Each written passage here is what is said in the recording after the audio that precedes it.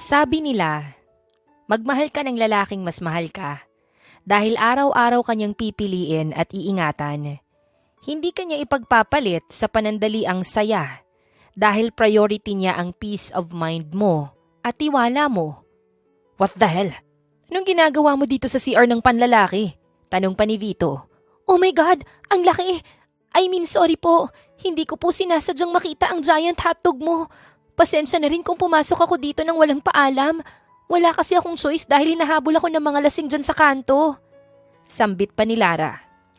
Ano bang magagawa ko dito ka na? Tumalikod ka na lang muna, miss, at magbabanlaw pa ako. Okay, eto na, tatalikod na ako. Miss, hindi yan talikod. Nakaside view ka kaya sa akin. Don't tell me gusto mo akong busohan habang nililigo. Ay, sorry. Hindi na, eto na, tatalikod na. For your information, wala akong planong busohan ka. Huwag kang masyadong filingero dyan dahil hindi ko type yung katawan mo. Sambit pa ni Lara. Okay, sabi mo eh. Magpapa-as if na lang ako na hindi ko nakita kanina kung paano kang maglaway sa katawan ko. Madali lang naman akong kausap eh. Sambit pa ni Vito. Che, maligo ka na nga dyan, ang daldal mo. Pagkatapos maligo ni Vito, ay dali-dali na siyang nagbihis. Kakausapin na sana niya ulit ang dalaga subalit bigla na lamang itong nawala sa kanyang harapan. Bigla siyang kinabahan dahil baka mamaya, multo pala ang pumasok kanina at hindi tao. Sa sumunod na araw, pumunta siya sa bayan dahil may bibilhin siya at kailangan niya ring mag-withdraw ng pera. Teka, ba't parang pamilyar ang babaeng to? Saan ko ba siya nakita? Naaalala ko na.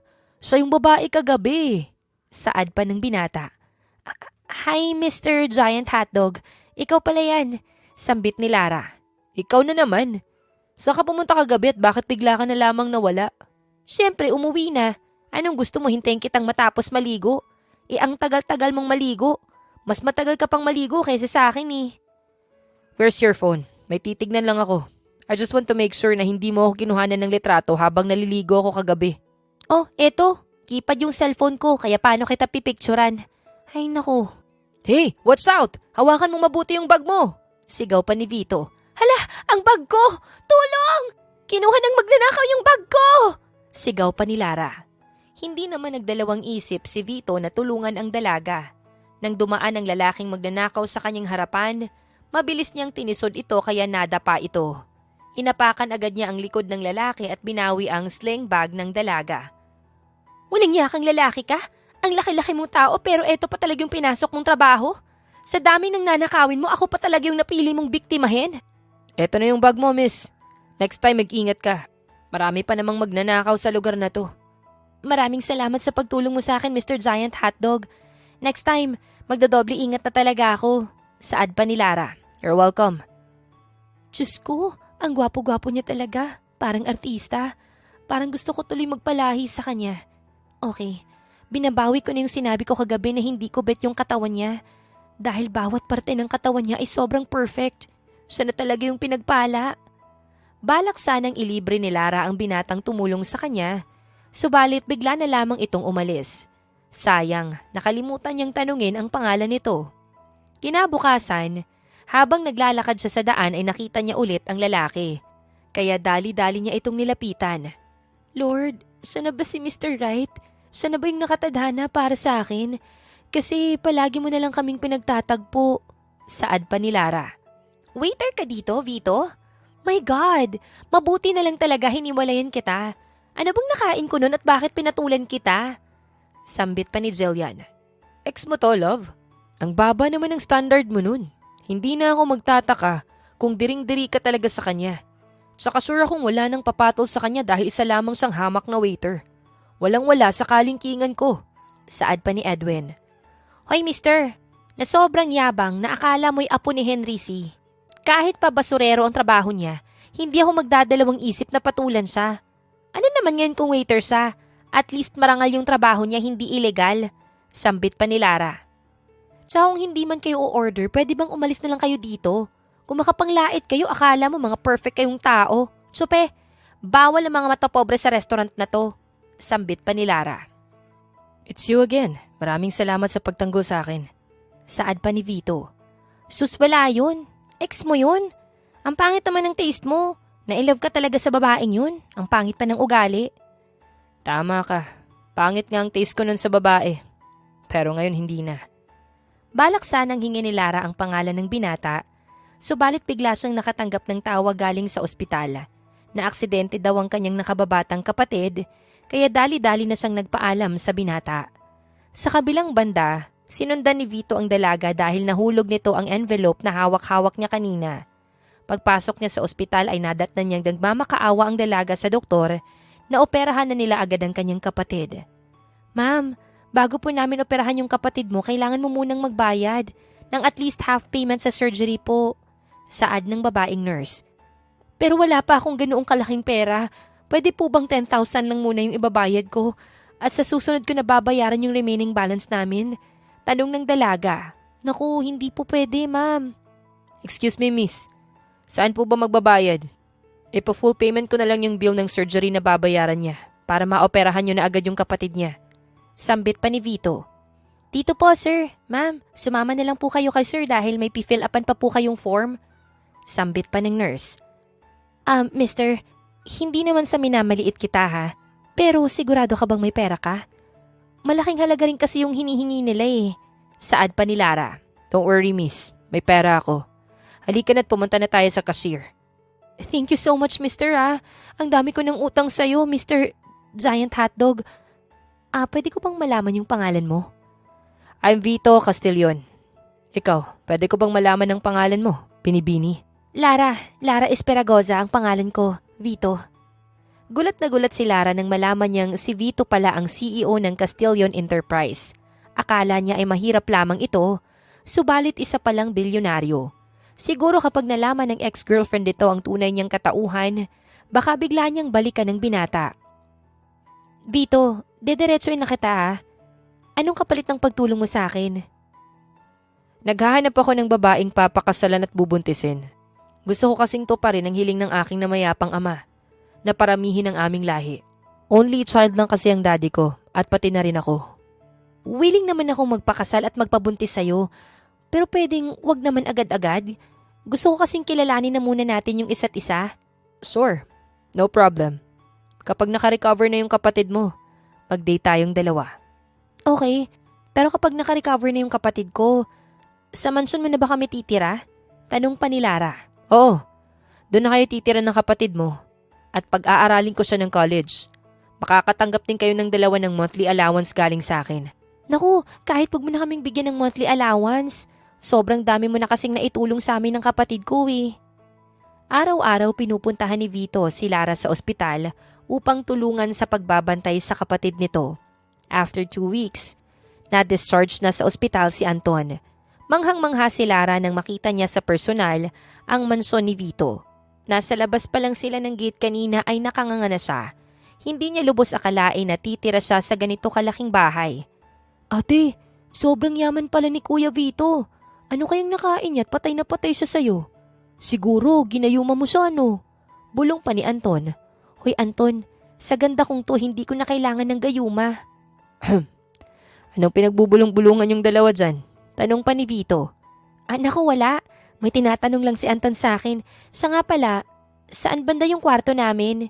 Ito yung magiging kwarto mo, Anton. Tapos dito naman ang kwarto naming dalawa ni Lara. Magtatabi tayo agad? Bulong na tanong ni Lara. Ayaw mo ba? Kung hindi ka naman komportable, pwedeng doon ka muna matulog sa guest room. Sambit pa ni Vito. Ay wag na lang. Sa kwarto mo na lang ako matutulog mamayang gabi. Pero paalala lang ha, no touching, no kissing na muna tayong dalawa ha. Baka mamaya, umiskor ka na kaagad sa akin eh. No worry, walang mangyayari sa ating dalawa hanggat hindi ka pa ready. Sambit pa ni Vito.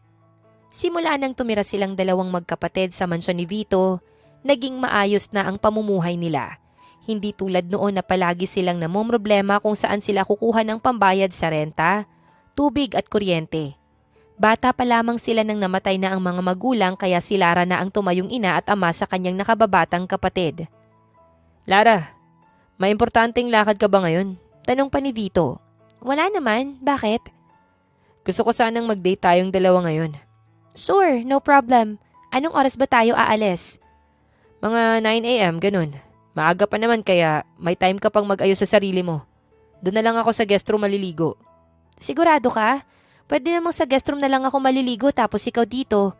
Pero mas okay kung sabay na lang tayong maligo para mas tipid sa tubig. Oh my God, nadulas. Joke lang yun, Vito ah. Baka mamaya seryosohin mo. Sambit pa ni Lara. Nako, huwag mo akong bibiruin ng ganyan. At baka totohanin ko talaga, Lara. Pero next time, mas prefer kong sabay na lang tayong maligo para naman makatipid tayo sa tubig. Para-paraan ka din, Kurimaw ka. Maiwan na nga kita dyan at maliligo pa ako. Ito ang unang date nilang dalawa at inalam talaga ni Vito ang mga gustong gawin ni Lara na hindi pa nito nagagawa. Gusto niya kasing pareho silang mag-enjoy sa date nila ngayon. Vito, kanino mo nalaman na matagal ko nang gustong maranasan kung paano gumawa ng clay pot? Sa kapatid mo. Tara, pasok tayo sa loob. Ikaw alam na alam mo talaga kung paanong kunin ang loob ko. Plus 10 points ka sa akin, Vito. Siyempre, para mahulog ka lalo sa akin. Hello ma'am, ako nga pala yung nag-avail ng reservation kahapon. Sambit pa ni Vito. Good afternoon, sir, ma'am. Welcome to our shop. It's an honor to have you here today. Pasok po kayo. Sambit pa ni Donna. Excited na akong gumawa ng pot, Vito. Ayun na, pwede na tayong mag-start dahil nandito na si Ate Marie, ang magtuturo sa ating dalawa. Sambit pa ni Vito.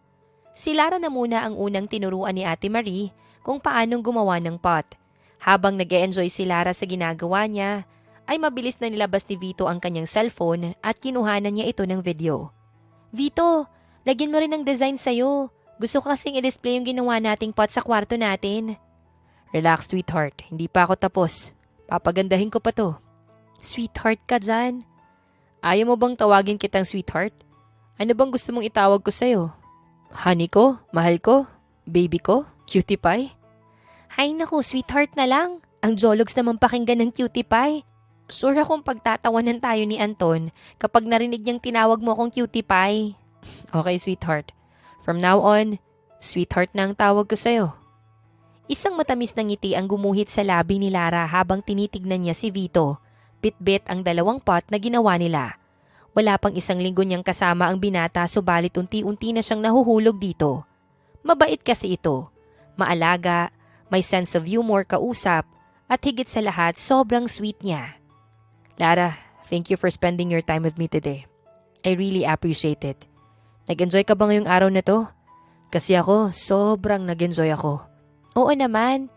Thank you so much, Vito Parang gusto ko tuloy araw-araw na tayong mag-date. Sa susunod kung hindi ka busy, balik tayo sa Jay's Pottery. Sure, no problem. Basta kung kailan mo gustong bumalik doon, sabihin mo lang sa akin. Pagdating sa'yo, hindi ako busy.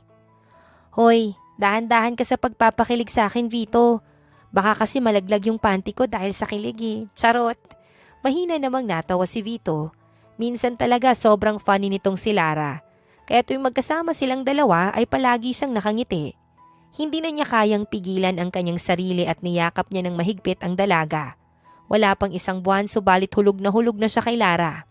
Vito, hindi ako makahinga. Ikaw naman kung makayakap ka sa akin parang isang taon na tayong hindi nagkita. Sorry, okay ka lang? Oo, okay lang ako. Tara na, uwi na tayo. Lara, pwede ba kitang halikan? Kanina pa kasi ako naaakit sa mapupula mong labi Ha? Ngayon na ba? Gulantang na tanong pa ni Lara. Oo, pero kung ayaw mo pang magpahalik sa akin, naiintindihan ko naman. Maghihintay na lang ako kung kailan ka ready. Ready na ako. Pwede mo na akong halikan, Vito. Dahan-dahan namang inilapit ni Vito ang kanyang mukha kay Lara. Nang magtagpo ang kanilang labi ay bumilis ang tibok ng puso niya. You're mine, Lara. Your body. Your soul, it's all mine. Muling inangkin ni Vito ang mga labi ng dalaga. Labi pa nga lang ang natikman niya sa dalaga, ay grabe na ang epekto nito sa kanya. How much more kapag naangkinan niya ito ng tuluyan. Diyos mio, baka gabi-gabi niyang akitin si Lara para lamang pagbigyan siya nitong maabot ang rurok ng kalwalhatian. Ate, binilan ako ni Kuya Vito ng mga damit, sapatos at saka bagong cellphone. Sobrang bait talaga ni Kuya. Kaya ako, never kong aabusuhin ng kabaitan niya. Sambit pa ni Anton. Nako, masyado kang ini-spoiled ni Vito. Kaya ikaw, Anton, magpakabait ka at mag-aral kang mabuti. Huwag mong sayangin ang opportunity na to at tiwala niya. Huwag ka na munang mag-girlfriend ha. Mag-focus ka na lang muna sa studies mo. Opo ate, Hindi ko po sasayangin ng tiwala ni Kuya Vito sa akin. Sana ikaw din ate. Huwag mo nang pakawalan si Kuya dahil sobrang swerte mo na sa kanya. Tignan mo, parang Reyna yung turing niya sa'yo. Niayaw ka nga niyang maglinis at maghugas ng pinggan na pinagkainan natin eh. Ewan ko sa lalaking yun. Basta ako, tutulong ako sa gawaing bahay dito. Nakakapagod kayang umupo maghapon nang walang ginagawa. Hindi ako sanay, lalo na't nasanay ang katawan ko na maaga pa lang nagtatrabaho na ako. Sambit pa ni Lara. Ikaw ang bahala ate. Support naman si Kuya Vito sa lahat ng gusto mong gawin eh. Nang sumapit na ang gabi, inaya ni Vito si Lara na mag-stargazing silang dalawa sa rooftop. Habang nagsa-stargazing sila, biglang may dumaan na bulalakaw kaya dali-dali silang nag-wish. Sana magkatotoo yung hiling ko. Sambit ng binata. Magkakatotoo yan. Ikaw pa ba malakas ka kay Lord eh? Lara, kung may ayaw ka sa ugali ko, sabihin mo agad sa akin ha. Kapag nagtatampo ka o may problema, huwag kang magdadalawang isip na sabihin to sa akin. Sambit pa ni Vito. Noted. Ikaw din na, sabihin mo agad sa akin kapag hindi mo na kaya yung ugali ko. Alam mo naman ng mga babae, pabago-bago ang ugali minsan tapos moody pa. Asahan mong magiging understanding pa rin ako sa'yo kapag naging mainit yung ulo mo at naiinis ka sa akin. Iintindihin pa rin kita kahit na pabago-bago yung mood mo. Sabi pa ni Vito. Alam mo ba, napapaisip talaga ako kung anong nagawa kong kabutihan sa past life ko eh. At binigyan ako ni Lord ng lalaking kagaya mo. Sobrang green flag mo kasi Vito. Mabuti na lang talaga nakilala kita. Makalipas ang 1 linggo, nagpakasal silang dalawa. Madali lang mahalin si Vito dahil sweet at maalaga ito sa kanya. Nagtuloy-tuloy ang kanilang magandang samahan hanggang sa nagkaaminan sila. Lara, alam kong nagsimula lang tayo sa mutual decision na papakasalan kita at bubuntisin. Pero gusto kong malaman mo na mahal na kita. Hindi ko kayang mawala ka sa buhay ko. Gusto ko hanggang dulo tayo pa rin. Ikaw at ako, hanggang sa kamatayan. Saad pa ni Vito. Mahal na din kita, Vito. Ikaw ang una at huling lalaking mamahalin ko hanggang sa kabilang buhay. Gagawin ko ang lahat para mas lalo ka pang mabaliw sa akin. Para hindi ka na lumingon pa sa iba. Dahil gusto ko ako lang ang mahal mo. Ayoko nang may kahati. Ikaw at ikaw lang ang mamahalin ko, Lara. Buong buhay ko ay ibibigay ko sa'yo. Hanggang sa kahuli-hulihang hininga ko. Wika pa ni Vito. Sana lang talaga tuparin mo lahat ng sinabi mo. Baka mamaya makita kitang may kasamang ibang babae. Bubugbugin ko talaga kayong dalawa. Banta pa ni Lara. Sus, malabong mangyari yan. Teka lang, ba't parang may nagbago sa itsura mo ngayon? Mas lalo ba akong gumwapo sa paningin mo, sweetheart? Mas naging fresh at naging batang tingnan? Tanong pa ni Vito. Anong fresh tingnan yung pinagsasasabi mo dyan? Halika dito, tignan mong mabuti yung sarili mo sa salamin. Diyos mio, para kang bolang kristal. Hindi bagay sa'yo ang gupit na yan. Nagmukha kang bad boy. Anong nakain mo tagpa-buzzcut ka? Ouch, grabe ka naman sa akin, sweetheart. Akala ko pa naman magugustuhan mong gupit ko. Napansin ko kasi kahapon, kilig na kilig ka sa bidang lalaki na pinapanood mo. Ginaya ko yung haircut niya. Para naman sa tuwing titignan mo ako, kikiligin ka rin. Napahilamos na lang ng mukha si Lara. Bagay naman sa kanyang asawa ang bagong haircut nito, pero mas gusto niya yung dating ayos ng buhok niya. Para tuloy siyang maginoo pero medyo bastos ang vibe niya ngayon. Kinabukasan, pagkatapos mag-jogging ni Vito ay nagluto na siya ng breakfast nila. Dahil naiinitan siya, hinubad niya ang suot niyang puting t-shirt. Good morning, sweetheart. Gising ka na pala. Maupo ka na dito at ihahanda ko na yung mga pagkain natin. Sambit pa ni Vito. Sunod-sunod namang napalunok si Lara nang makita niya ang kumikintab na six-pack abs ng kanyang asawa. Halos lumuwa ang mga mata niya nang mapatingin siya sa namumukol na kobra ni Vito. Diyos mio, ang laki talaga. Sweetheart, okay ka lang? Kanina ka pa kasi lunok ng lunok dyan sa pwesto mo eh.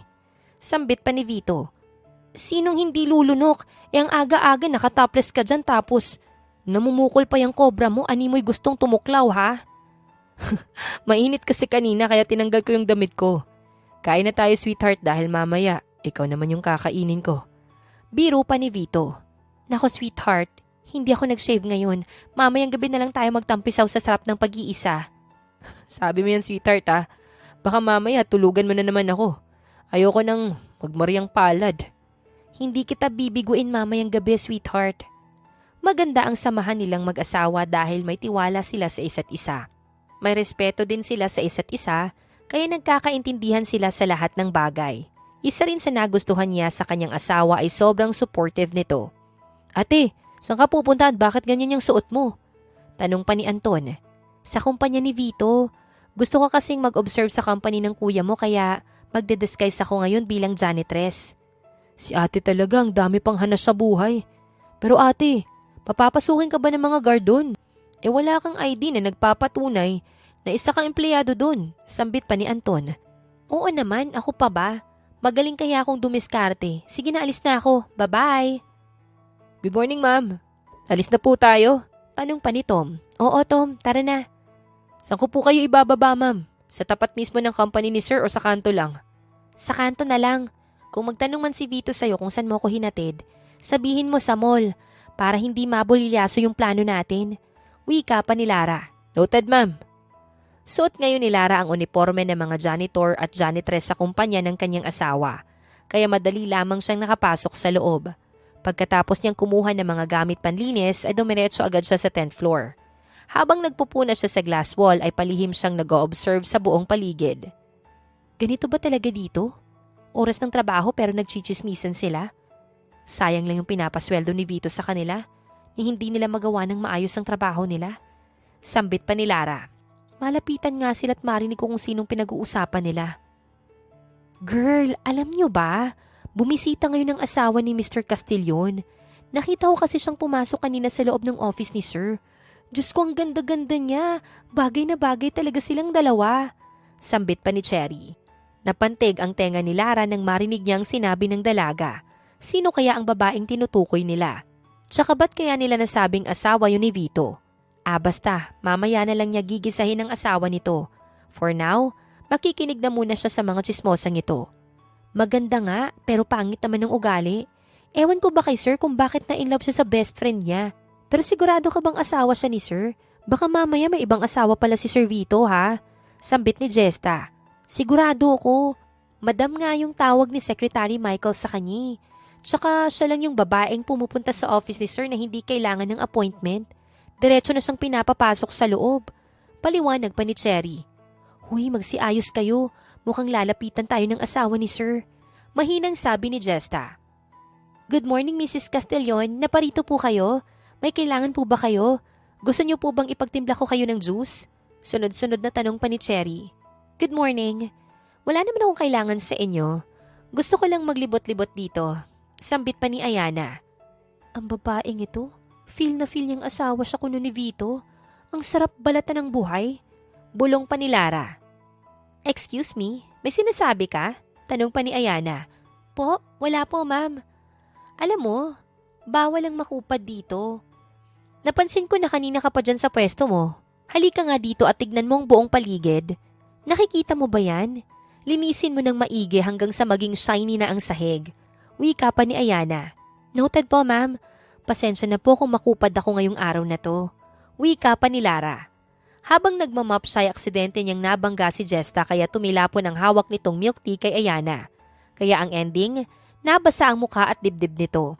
Agad namang pinunasan ni Lara ng tissue ang mukha ni Ayana. Pupunasan na rin sana niya ang bandang dibdib nito, subalit hindi natuloy dahil malakas siyang tinulak nito kaya nasubsob siya sa sahig. Sweetheart! Sigaw pa ni Vito. Dali-dali niyang nilapitan ang kanyang asawa at inalalayan nitong tumayo.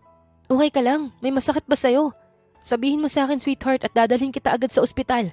Sambit pa ni Vito. Okay lang ako, sweetheart. What the hell did you do to my wife, Ayana? Wife? Kasal ka na? Kailan? Bakit hindi ko alam? Sambit pa nito. Yes, I'm married. She's my one and only wife. Ang babaeng gusto ko maging ina ng mga anak ko. Oh my God, hindi si Ma'am Ayana yung asawa ni Sir kundi ang janitress na to. Kaya pala titig na titig siya sa atin kanina habang nag-uusap tayo. Ikaw naman kasi, Cherry, mali-mali yung binabalita mo sa amin. Sambit pa ni Jesta. Sorry guys, kumakaasta kasi si Ma'am Ayana parang asawa ni Sir eh. Tsaka diba kanina tinawag ko siyang Mrs. Castillon pero hindi man lang niya kinorek na hindi pala siya asawa ni Sir. Sambit pa ni Cherry. Natulala naman si Ayana sa kanyang narinig, hindi siya makapaniwala na kasal na si Vito sa ibang babae. Tinignan niya mula ulo hanggang paa ang asawa ng kaibigan nito.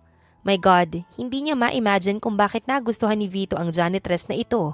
Mas bagay naman silang dalawa ng kaibigan niya. Pareho silang mayaman at kilalang kilala nila ang isa't isa. Pasensya na miss kung natapunan ka ng milk tea kanina ha. Sana mapatawad mo ko. Sambit pa ni Lara. Pinapatawad na kita. Pasensya na rin kanina kung naitulak kita ng malakas. Next time be careful ah. Tsaka Vito, mahal mo ba talaga siya? Bakit mo siya hinayaan na magtrabaho bilang janitress dito sa kumpanya mo? Hello, isa kang CEO.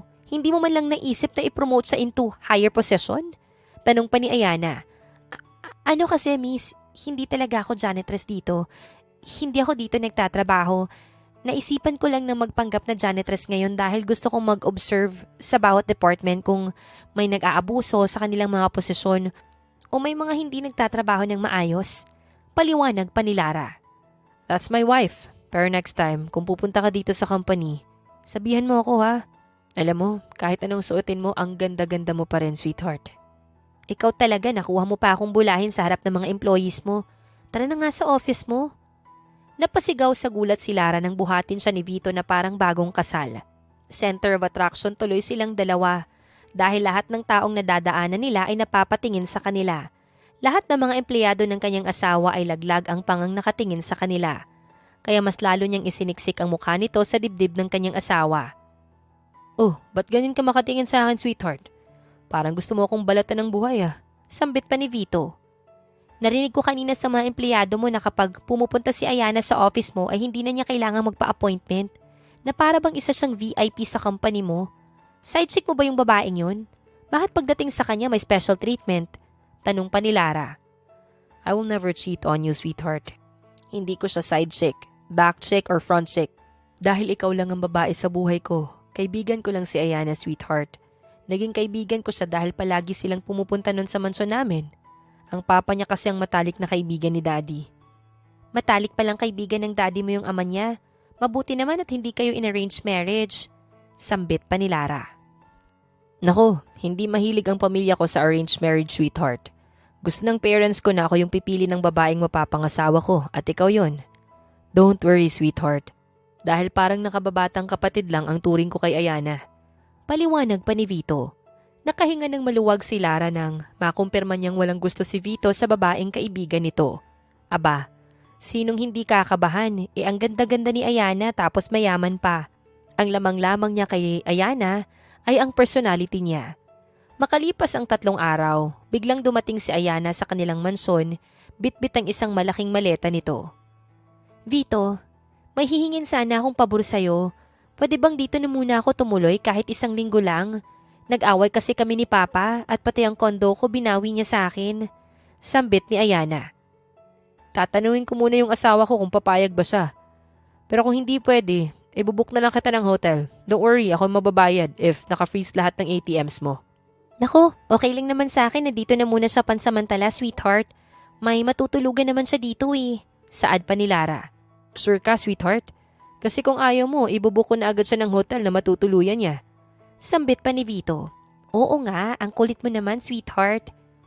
Thank you so much, Lara. Promise, 1 week lang ako dito. Hindi na ako mag-e-extend. Sorry nga pala sa ginawa kong pagtulak sa'yo nung Martes ha. Hindi ko sinasadyang maitulak kita ng malakas. Sambit pa ni Ayana. Ano ka ba? Okay lang yon. Apology accepted. Ngiting tagumpay naman si Ayana dahil masisimulan na niya ang plano nitong agawin si Vito kay Lara. Plano niyang paghiwalayin ang dalawa. Sisirain niya ang magandang imahe ni Lara. Bata pa lang siya noon nang magkagusto siya kay Vito. Never siyang pumasok sa isang relasyon dahil gusto niyang maging first boyfriend ay ang kaibigan nito. Pero biglang gumuho ang mundo niya nang malaman nitong may asawa na si Vito. Sweetheart, may bagong open na cafe dyan sa labas ng village. Kain tayo doon. Sambit pa ni Vito. Sige go, ngayon na ba tayo kakain doon? Oo sweetheart, bale doon na lang tayo magde-dinner. Teka lang, magpapalit lang ako ng damit para naman aesthetic din akong tignan kagaya mo. Noted sweetheart, take your time. Habang nagbibihis ang kanyang asawa ay nag-order na si Vito ng big flower bouquet sa asawa ng kaibigan niya. May flower shop kasi sila at doon siya laging umu-order ng bulaklak. Tapos na akong magbihis at mag-ayos sweetheart. Okay lang ba ang suot ko? Bagay ba sa akin? Tanong pa ni Lara. Bagay na bagay sa'yo, sweetheart. Ang ganda-ganda talaga ng asawa ko. Pakis nga. Sambit pa nito. Kiss lang ha. Baka mamaya hindi tayo matuloy sa pupuntahan natin. Yung halik mo kasi minsan parang nang i-invite ng labanan sa kami. Ikaw talaga ang happy pill ko, sweetheart. Ang effortless mo talagang magpatawa. Che, halikan mo na ako nang makaalis na tayo. Saad pa ni Lara. Oo, eto na. Pagkatapos niyang mahalikan ng asawa nito, magkahawa kamay silang lumabas ng mansyon. Maglalakad lang sila ngayon dahil malapit lang naman ang cafe na pupuntahan nila. Nang makarating sila sa Haven Cafe, nag-order agad sila ng drinks at pagkain nila.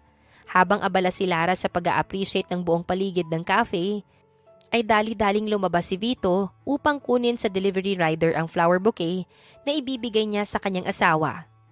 To the most loving and caring wife, flowers for you. I love you, sweetheart. Sana magka-baby na tayong dalawa. Hala, iba ka talaga, sweetheart. Kahit ordinaryong araw, may pa-flowers ka pa. Salamat dito ah. Tsaka tiwala lang kay Lord. Makakabuo din tayo. I love you, Vito. Kapag talaga nalaman kong buntis ka, sweetheart, magpaparaffle ako ng brand new car at house and lot sa mga empleyado ko. Saad pa ni Vito. Sigurado ka? Magpaparaffle ka talaga, sweetheart? Tanong pa ni Lara. Oo, sweetheart. Para naman, ganado silang magtrabaho. Okay, kung yan yung gusto mo. Oh, nandito na yung order natin. Kain na tayo, sweetheart. Sweetheart, nakakahiya. Huwag mo na akong subuan. Kanina pa kasi nakatingin sa atin yung mga nasa kabilang table eh. Saad pa ni Lara. Sus, huwag kang mahiya, sweetheart. Inggit lang sila sa'yo kasi wala silang asawa na tulad ko. Sambit pa ni Vito. Napangiti na lang si Lara sa kanyang pwesto dahil kahit nasa public silang lugar ay sobrang sweet at clingy talaga ni Vito sa kanya. Sa gabing yun, masayang nag-date ang mag-asawa. Habang kumakain sila ay masaya silang nagkukwentuhan. Sa sobrang daldal nilang dalawa, hindi na nila namalayan ng oras. 9:00 na pala ng gabi. 3 oras din sila doon sa Haven Cafe.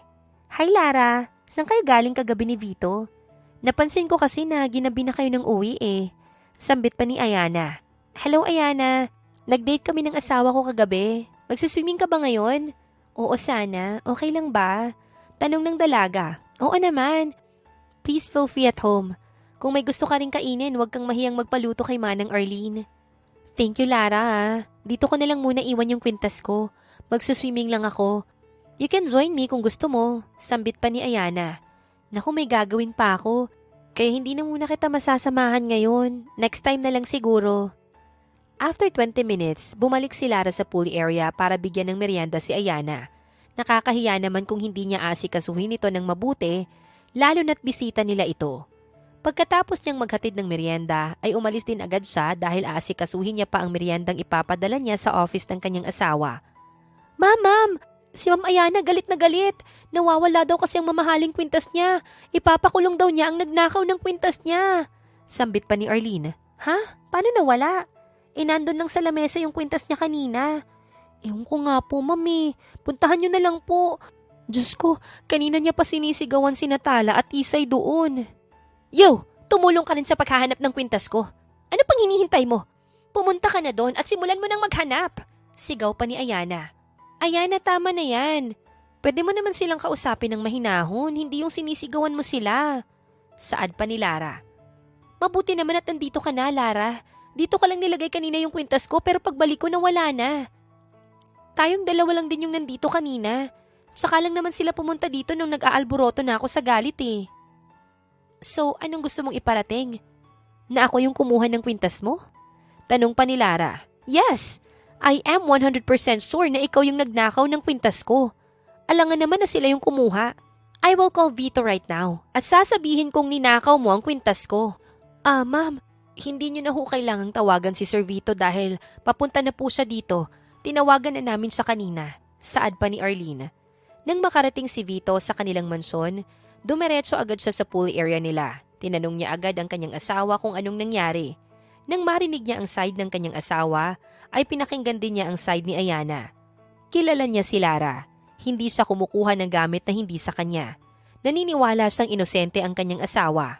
Manang Arlene, Tala at Isay, bumalik na kayo sa kusina. Ako nang bahala dito. Sambit pa ni Vito. Vito, saan mo ba nakilala ang asawa mo? Ni hindi ka man lang ba nagpa-background check nang may history ba siya sa pagiging kleptomania? Saad pa ni Ayana. Shut up, Ayana. How dare you accuse my wife without solid evidence, ha? I won't tolerate you for bad-mouthing my wife in front of me. Baka hindi ako makapagpigil at masampal kita. Vito, what happened to you? Seriously, ipagtatanggol mo talaga siya kahit obvious naman na siya yung nagnakaw ng kwintas ko? I'm so disappointed. I said enough! Sweetheart, calm down. Let's talk without shouting, okay? I'm sorry, sweetheart. Para malaman natin kung sino talaga ang salarin, pumunta na tayo sa 3rd floor para i-review ang CCTV dito sa pool area. May CCTV dito sa pool area nyo? Gulat na tanong ni Ayana. Yes, kaya kapag napatunayan kong hindi si Lara ang kumuha ng kwintas mo, say sorry to her. Maliwanag ba, Ayana? Hindi agad nakapagsalita si Ayana. Ano na ang gagawin niya ngayon? Kapag nalaman ni Vito na hindi talaga ninakaw ni Lara ang kwintas niya, ay baka magbago na ang pakikitungo nito sa kanya. Sa kabilang banda, agad na ni-review ni Vito ang CCTV sa pool area nila nang makarating sila sa security control room. Nanilisik niyang tinignan si Ayana nang makita niyang kinuha ng dalaga ang kwintas nito sa ibabaw ng lamesa at hinagis ito sa pool. How dare you frame my wife, Ayana? Ang bait-bait niya sa'yo tapos ganito lang yung igaganti mo sa kanya. Bakit mo nagawa sa kanya to? Tanong pa ni Vito. Dahil ayoko sa kanya. Hindi kanya deserve. Niloloko ka lang niya, Vito. May lalaki siya. Tignan mo, kinuhanan ko sila ng picture at video para maniwala ka sa akin. Kung wala ka dito sa mansyon, eto yung ginagawa niya. Nakikipaglandian siya sa isang college student. What the hell? Hindi niya yan lalaki, kapatid yan ng asawa ko. Ano bang nangyari sa'yo, Ayana? Hindi ka naman ganyan dati. Hindi na ikaw ang Ayanang nakilala ko. I'm so disappointed. Simula ngayon pinuputol ko na ang pagkakaibigan natin. At hindi ka na welcome dito sa mansyon ko. Talaga bang puputulin mong pagkakaibigan natin para lang sa babaeng yan? Saad pa ni Ayana. Yes. I'd rather end our friendship than lose my wife.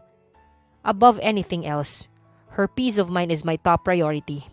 Habang maaga pa, iiwasan ko na ang magiging dahilan ng pag-aaway namin. I hope you understand, Ayana. And before you move out, please say sorry to my wife. Naging payapa muli ang pagsasama nilang dalawa ni Lara nang binakasan niya ang pagkakaibigan nilang dalawa ni Ayana. Isang araw, nagulat si Vito nang bigla na lamang tumili ng malakas si Lara. Kaya dali-dali niyang pinuntahan ng kanyang asawa. Sweetheart, okay ka lang? Anong nangyari sa'yo? Bakit ka tumili ng malakas? May lumipad bang ipis sa mukha mo? Sunod-sunod na tanong niya. I'm okay, sweetheart. Relax. Walang nangyaring masama sa akin at mas lalong walang ipis na dumapo sa mukha ko. Masaya lang ako dahil sa wakas. Magiging daddy ka na. Buntis ako, Vito. Yes, thank you Lord for the answered prayer. Magiging daddy na ako. I love you so much, sweetheart. Michael, buntis ang asawa ko. Kaya alam mo na ang gagawin. Lahat ng empleyado sa company ay kasali sa paraffle giveaway ko. Sabi pa ni Vito. Congratulations, bossing. Ready na kaming lahat dito. Ikaw na lang ang kulang. Sambit pa ni Michael. Ang bibilis niyo talaga pagdating sa ganyan. O siya, papunta na kami dyan ng asawa ko. Kitang-kita ni Lara kung gaano kasaya ngayon si Vito. Dahil buong biyahe nila, hindi mabura-bura ang ngiti sa labi nito. Nang makarating sila sa kumpanya, parang tumatakbong kandidato si Vito dahil lahat ng empleyadong nadadaanan niya ay nginingitian niya. Good afternoon, everyone. Before we start, I would like to formally introduce to all of you my beautiful wife, Lara Esperagoza Castellon. Bagay na bagay kayo ng asawa mo, Mr. President. Sigaw pa ni Mayumi. Totoo pala ang chismis na sobrang ganda ng asawa ni Sir Vito. Grabe, parang may sariling ring light si Mrs. Castellon. Wika pa ni Shena. Kalma, asawa ko lang to. Birong sabi pa ni Vito. Congratulations nga pala sa inyong dalawa, Mr. President. Kapag nagpe-pray ako, sinasama ko talaga kayo sa prayers ko na sana makabuo na kayo ng baby ni Ma'am Lara. Saad pa ni Jesta. Maraming salamat at sinasama mo kami palagi sa prayers mo, Jesta, ha? Naway dinggin din ng Panginoong may kapal ang mga dasal mo. Sambit pa ni Lara. Umugong ang samot-saring bulungan ng mga empleyado ni Vito. Lahat sila ay manghang-mangha sa ganda at pagiging klase ng kanyang asawa. Excited na ba ang lahat? Sino kaya ang mag-uuwi ng brand new car at house and lot? Simulan niyo ang magdasal dahil maya-maya bubunot na kaming dalawa ng asawa ko dito sa box na nasa gilid namin. Sobrang excited! Sana ako yung mabunot, sir. Gustong-gusto ko nang magkaroon kami ng sariling bahay. Pagod na kaming mangupahan. Sabi pa ni Gabriel. Okay, eto na. Simulan na natin sa brand new car. Wika ni Vito. Eto na, may nabunot na ang asawa ko. At ang maswerteng nakakuha ng brand new car ay si... Jesta! Congratulations, Jesta! May sasakyan ka na, hindi ka na magko-commute palagi. Yes! Nanalo ko! Thank you, Lord! Finally, magkakasasakyan na ako. Deserve ko to. Thank you, Sir Vito and Ma'am Lara. Sana mas lalo pa kayong i-bless ni Lord. Saad pa ni Jesta. Halika dito sa stage at i-claim mo ang susi ng sasakyan mo.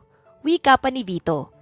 Naluluhang pumunta sa stage si Jesta at nanginginig niyang tinanggap ang susi ng kanyang napanalunang sasakyan. Gabi-gabi siyang nagdarasal na sana makabili na siya ng sasakyan kahit yung pinakamura lang, pero ang binigay ni Lord sa kanya ay Ford Raptor. Libre pa. Kaya sobrang thankful niya kay Lord sa blessing na natanggap niya ngayong araw na ito. Sweetheart, ikaw ulit yung bumunot. Saad pa ni Vito. Sure. Sino kaya ang uuwing may house and lot mamaya? Eto na, may nabunot na ang aking asawa. Eto na, malapit na tayo sa katotohanan. And congratulations to Gabriel! Nagdilang anghel ka! Masayang sabi ni Vito. Thank you, Lord! May bahay na kami! Hindi na kami mangungupahan!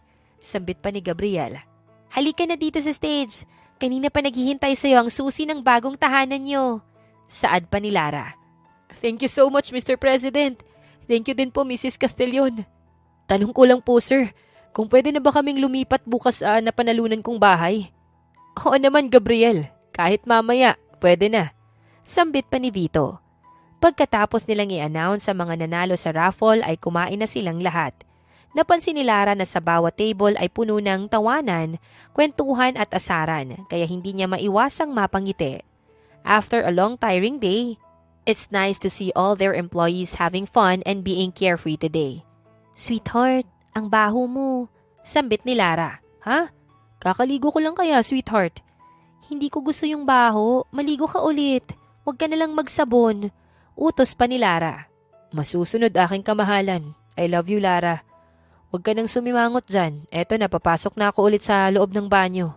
I love you too, Vito. Sige na, pumasok ka na't kanina pa ako naaalibadbaran sa pagmumukha mo. Grabe ka talaga sa akin, sweetheart. Hindi mo ba ako mahal na?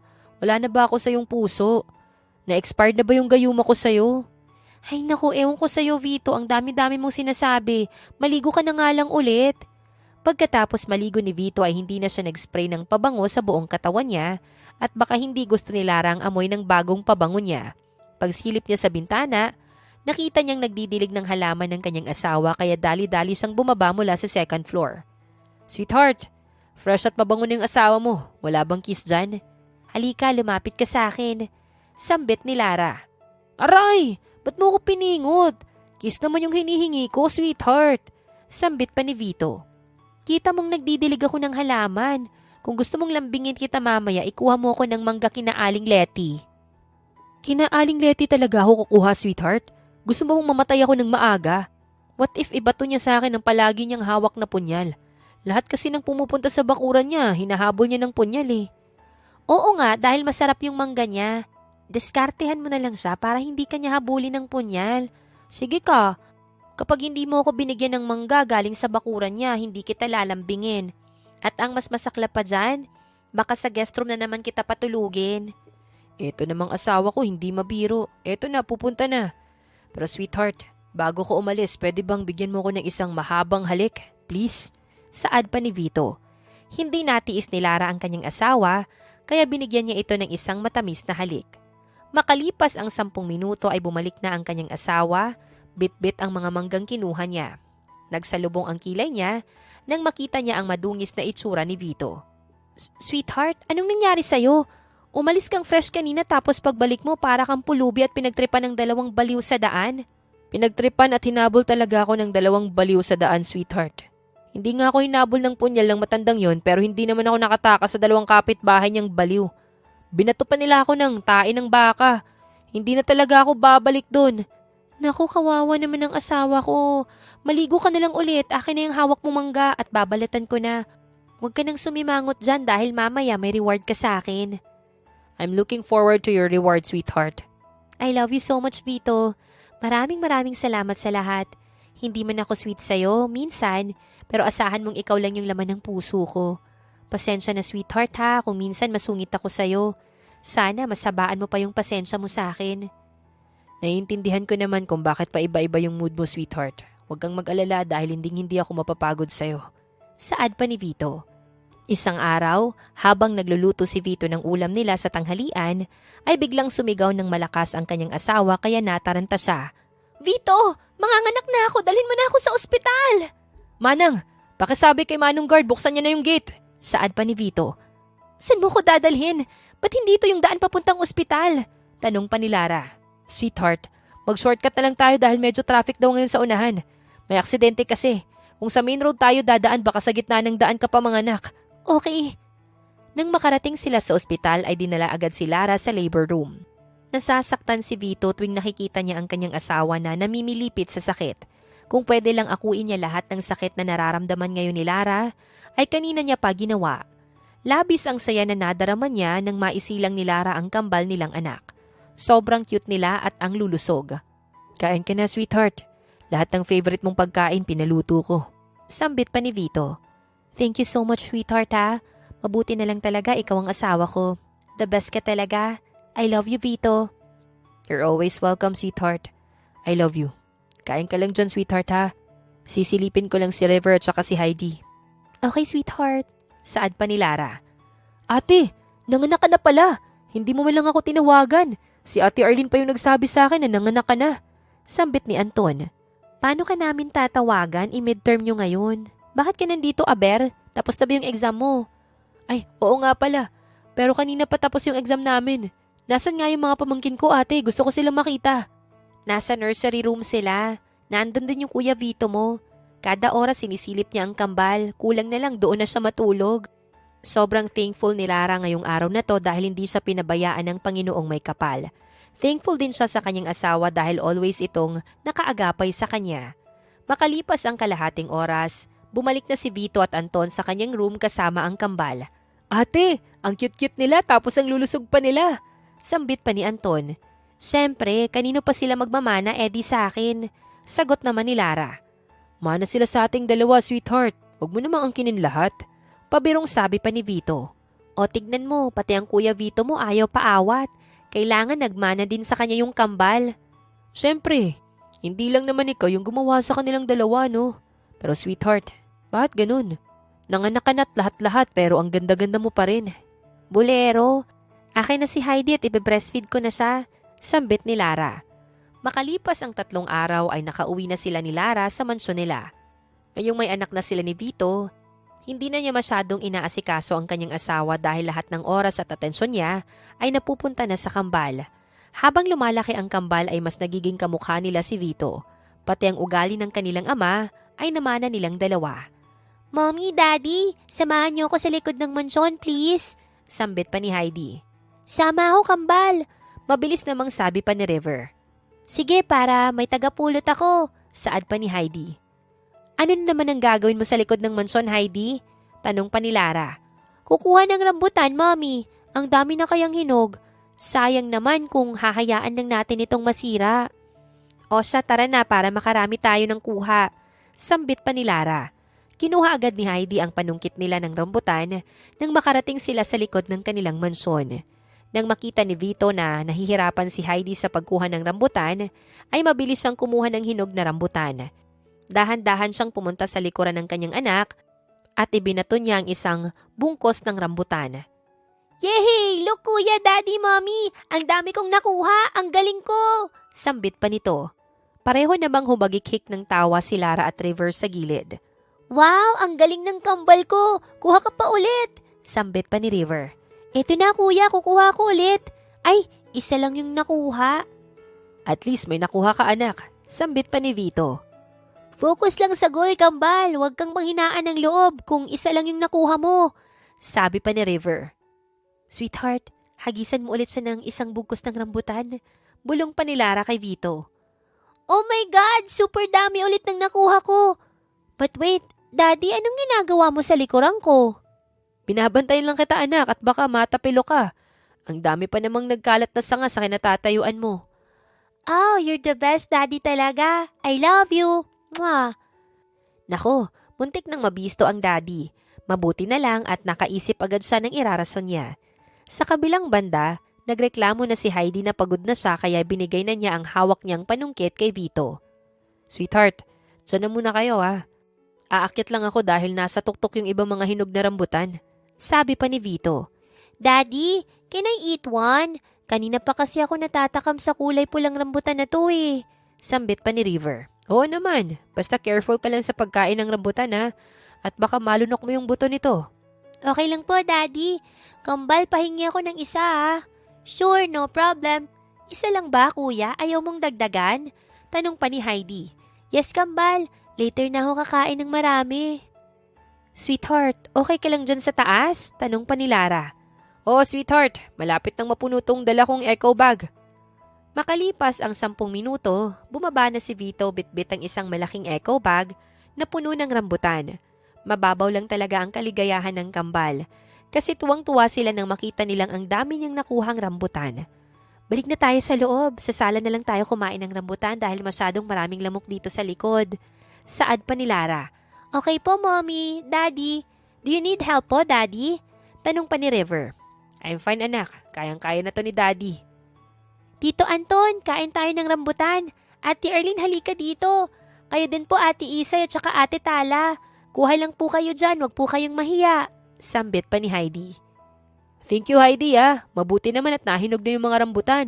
Ako kasi yung napapagod sa Kambal dahil araw-araw silang sumisilip sa likod ng mansyon kung may hinog na bang rambutan eh. Saad pa ni Anton. Parang hindi mo naman kilala ang Kambal.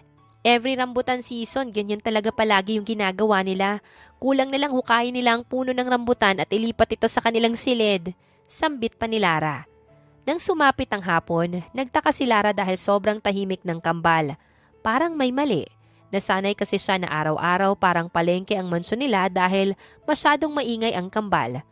Sweetheart, nasan ang Kambal? Tanong pa ni Lara. Nasa playroom nila. Wala sila dito. Kaya pala sobrang tahimik. Saan naman kaya nagsusuot ang dalawang yun? Sweetheart, alam ko na kung nasan sila. Parang nasa garden sila. Sambit pa ni Vito. Napahilamos na lamang ng mukha si Vito nang makita niyang basang-basa na ang Kambal. Diyos mio, punong-puno ng bula ang kinaroroonan ni Heidi at River.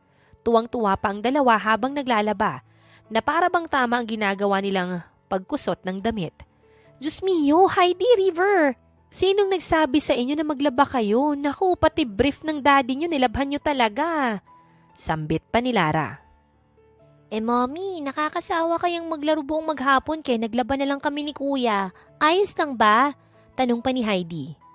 Konting-konti na lang mababaliw na ako sa inyong dalawa. Nung nakaraang araw, kinalbo niyo yung Monstera albo na tanim ko. Ngayon naman, damit naman na yung pinagdidiskitahan niyo. Sambit ni Lara. Sorry na, Mommy. Kung kinalbo namin yung halaman mo. Siya nga pala, okay na to, Kuya. Mommy, Daddy, pwede niyo na pong isampay ang mga damit natin. Sambit ni Heidi. Ay, perfect! Talagang hiniwalay niyo ang dekolor sa mga puti nating damit. Ang galing-galing naman ng Kambal ko, good job! Puri pa ni Vito sa dalawa. Masama namang tinignan ni Lara ang kanyang asawa. Sa susunod, kapag gusto niyong maglaba, sabihan niyo kami ng mami niyo ha, maliwanag ba Kambal? Tanong pa ni Vito. Opo, Daddy. Sambit ni Heidi. Pagkatapos nilang isampay lahat ng mga damit nila, ay pumunta na sila sa living room. Pagkaupo pa lamang ni Lara ay nilapitan na siya ni Heidi at River. Niyakap siya ng kanyang mga anak at pinugpog nila ng halik ang buong mukha niya. I love you, Mommy. You're so pretty talaga like me. Thank you for always taking good care of us.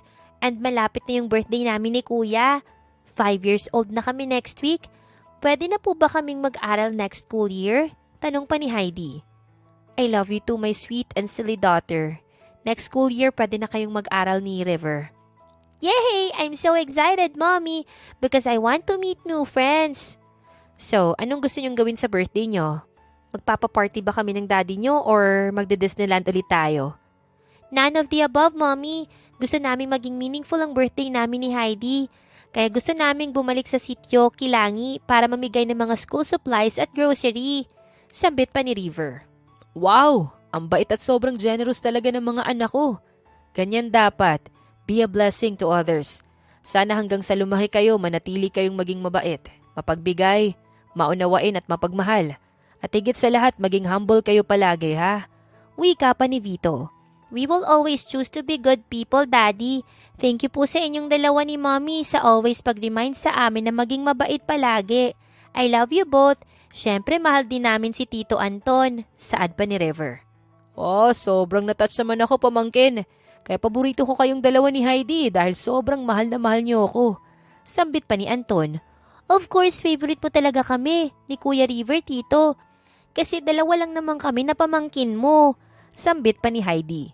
Natawa na lang si Anton sa sinabi ni Heidi. Napaka-prangka niya talagang bata. Namana ni Heidi ang pagiging prangka ng ate niya. Dahil ngayon na lang ulit sila nagkita, nakapag-bonding siya sa Kambal. Kambal, ano bang gusto niyong laruin natin? Tanong pa ni Anton.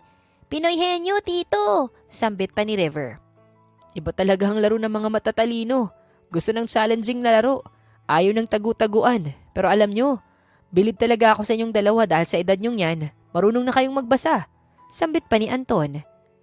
Okay, let's start. Si Mami yung moderator tapos si Daddy naman yung ka-team ko. Saad pa ni River. Wow, kami magka-team ni Heidi. Sambit pa ni Anton. Galingan natin, Tito, ah. Malaki pa naman yung papremyo kapag nanalo tayo. Sambit ni Heidi. Okay, sino yung unang sasalang? Tanong pa ni Lara. Kami ni Daddy, Mommy. Sambit pa ni River. Habang nag-uusap si Vito at River, ay inayos na ni Lara ang ipapahula niya. Marunong nang magbasa ang Kambal kaya makalipas ang 3 minuto, ay pumwesto na sa harapan ng kanyang mag-ama kaya nagsimula na silang maglaro ng Pinoy henyo. Pagkain ba to, Daddy? Hindi, anak. Hayop? Hindi. Lugar? Oo, anak. Luzon? Oo. Manila? Yes, ang galing mo, anak. Ako na pala. Pagkain ba to? Tanong pa ni Vito. Hindi, Daddy. Tao. Pwede? Artista. Hindi, Daddy. Alam ko na. Lara Castillon. Sambit ni Vito. Oo, Daddy, ang galing mo. Puri pa ni River. Hindi na maipinta ang mukha ni Lara pagkatapos niyang marinig ang sinabi ni River. Anong ang galing ng daddy niya ay hindi naman niya nahulaan ang nakasulat sa papel. Sa kabilang banda, napakamot na lang ng ulo si Vito nang mabasa niya kung ano ang nakasulat sa papel. Anak, mali yung sagot ko. Hayop pala yung nakasulat sa papel, hindi ko naman nahulaan yung nakasulat sa papel. Saad pa ni Vito. Tama kaya yung sagot mo, Daddy? Kapag galit si Mommy, nagiging dragon kaya siya. Sambit ni River. Ikaw talagang bata ka. Out na kayong dalawa ng daddy mo. Tapos na yung 2 minutes, daldal kasi kayo ng daldal dyan eh. Sambit ni Lara. Puro ka kasi kalokohan, kaya ayan tuloy kuya, isa lang yung nahulaan nyo. Sambit ni Heidi. Okay, are you ready? Timer starts now. Sambit ni Lara. Pagkain ba to, Tito? Oo. Dessert? Hindi. Ulam? Oo. Adobong manok? Oo, ang galing mo, Heidi. Ikaw na, Tito, hulaan mo, bilis. Sambit ni Heidi. Mabilis lang na nahulaan ni Anton ang word na nakasulat sa papel, kaya si Heidi na ulit ang maghuhula. Nakaapat din sila ng tamang nahulaan bago matapos ang time nila. Congratulations, Anton and Heidi. Ang galing yung dalawa. Eto na ang 5,000 na prize nyo, sambit ni Lara. Ano ka ngayon, kuya? Hindi mo kasi seryoso yung laro natin. Yan tuloy, natalo kayo ni Daddy. Napakamot na lamang si River ng kanyang ulo. Sayang kung bakit kasi ngayon pa umatake ang pagiging maloko niya. Pera na, naging bato pa. Hay nako. Congratulations, Kambal. Bulato naman dyan. Saad pa ni River. O ito, 100. Sa'yo na yung kuya. Grabe ka naman, Kambal. 100 lang. Baka pwede namang dagdagan mo. Sambit ni River. Say the magic word first. Dali. Saad pa ni Heidi. Ang ganda-ganda mo, Heidi. I love you, Kambal. Thank you, Kuya River. Dahil dyan, may 500 pesos ka galing sa akin. Wow, thank you so much, Kambal. You're the best talaga. I'm so lucky to have you as my sister. Pinugpog ng halik ni River ang buong mukha ni Heidi at niyakap niya ito. Come here, Mommy and Daddy and Tito. Group hug tayo. Sambit pa ni Heidi. Thank you for always including me, Kambal. Never talaga akong na-left out sa pamilyang to. Salamat din sa inyo, Kuya Vito at Ate Lara. Dahil kayo talaga ang tumayong pangalawang magulang ko mula noon hanggang ngayon. Hindi niyo ako pinabayaan. Sabi pa ni Anton. You're welcome, Anton. Proud na proud si ate sa'yo. Ang layo na nang narating mo. Kahit anong mangyari, hindi ka namin pababayaan. Sambit pa ni Lara. Kapag talagang isang pamilya ay nagtutulungan at hindi naghihilaan pababa, bawat miyembro ng pamilya ay umaangat. Kaya habang bata pa ang kambal, minamindset na ni Lara at Vito na palagi silang magtulungan at huwag maging toxic. Siyempre, may rules din sila sa bahay. Simple lang naman, bawal magsiraan, bawal makialam sa buhay ng iba, maging grateful sa anumang blessings na binigay ni Lord, maliit man o malaki. Yan lang. Mommy, ang himbing ng tulog ni Daddy, kaya pwede na natin gawin yung plano mo. Ready na yung 2 manok, ikaw na lang yung kulang, Sambit ni Heidi. Papunta na ako dyan, anak. Teka lang, nasan ba si River? Tanong pa ni Lara. Nasa loob na po ng kwarto niyo ni Daddy. Bitbit niya na po yung 2 manok na hiniram pa namin kay Tatay Isko. Mommy, pwede ko na bang ilagay itong 2 manok sa tabi ni Daddy? Tanong pa ni River. Oo anak, pwede na. Mahinang humagik-hik si River at Heidi nang malakas na tumilaok ang 2 manok.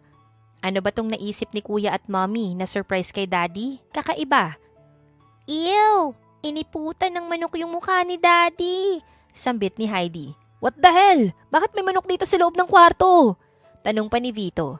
Good morning, sweetheart. Happy anniversary sa ating dalawa. Thank you for everything, Vito. Sobrang swerte ko na ikaw ang naging asawa ko. Being with you, I feel at home and I feel safe. Maraming salamat sa 6 na taon na puno ng pagmamahalan at pagbabangayan minsan. Sana tayo pa rin hanggang dulo. Subukan mo talagang mambabae. Wala ka ng pamilyang uuwian. Banta pa ni Lara. Good morning to the love of my life. Happy anniversary. Sorry kung nalate akong magising ngayon ha. 6 years na tayong mag-asawa, sweetheart. Hindi ako makapaniwala dahil parang kailan lang nang pinasok mo ako sa banyo at sinilipan. Sambit ni Vito. Hala si Mommy, patay na patay ka pala kay Daddy nun. Sambit ni Heidi. Huwag kang maniwala dyan sa daddy mo, Heidi. For your information, hindi kita sinilipan, no? Ang tagal-tagal na nun, hindi mo pa rin talaga nakalimutan. Sambit ni Lara. Never kong makakalimutan ang first encounter nating dalawa, sweetheart. Tsaka asahan mong magiging loyal at faithful ako palagi sa'yo. Thank you for being my best friend, my cheerleader, my sunshine, and above all, my greatest love. Sobrang grateful ako na ikaw yung pinakasalan ko. Again, happy anniversary, my lovely wife. I love you so much. I love you too, Vito. Hinila ni Lara ang kanyang asawa at masuyo niyang hinalikan ang labi nito. Ew, Mommy, kakagising lang ni Daddy at wala pang toothbrush. Pero hinalikan mo na siya. Sambit ni Heidi. Nako, kahit hindi mag-toothbrush ng 1 araw yung daddy niyo, hahalikan ko pa rin siya. Sambit ni Lara. Ang haba ng hair ni Daddy. Biruin mo, patay na patay talaga si Mommy sa'yo. Hindi pa siguro nag-expired yung gayuman na pinainom mo sa kanya. Wika pa ni River. Ganun na. Dali-daling tumayo si Vito at binuhat niya ang kambal. Dinala niya si Heidi at River sa kanilang higaan at kiniliti niya ang mga to. Dahil sa tawa ng kambal ay nabulabog ang 2 manok na nasa gilid nila. Daddy, tama na! May sasabihin pa pala ako sa inyong 2 ni Mommy. Sambit ni River. Ako na muna, Kuya. Hello, Mommy and Daddy. Happy anniversary. Maraming salamat po sa walang sawang pagmamahal niyo sa amin ni Kuya River. Wish ko po ay sana huwag kayong maghiwalay. Stay in love always. I love you, Mommy and Daddy.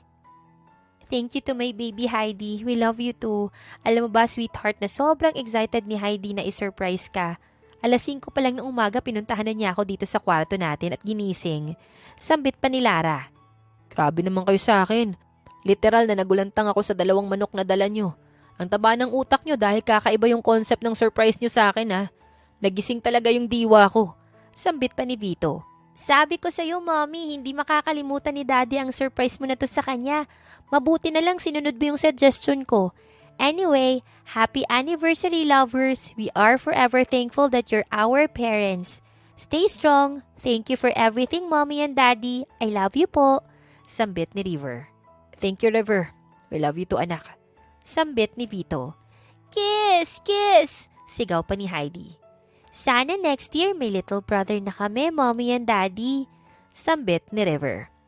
At dito na nga po nagtatapos ang kwento ng masayang pag-ibig ni River at ni Lara. Naway kayo po ay kinilig at na-inspire sa kwentong ating napagsaluhan ngayong araw.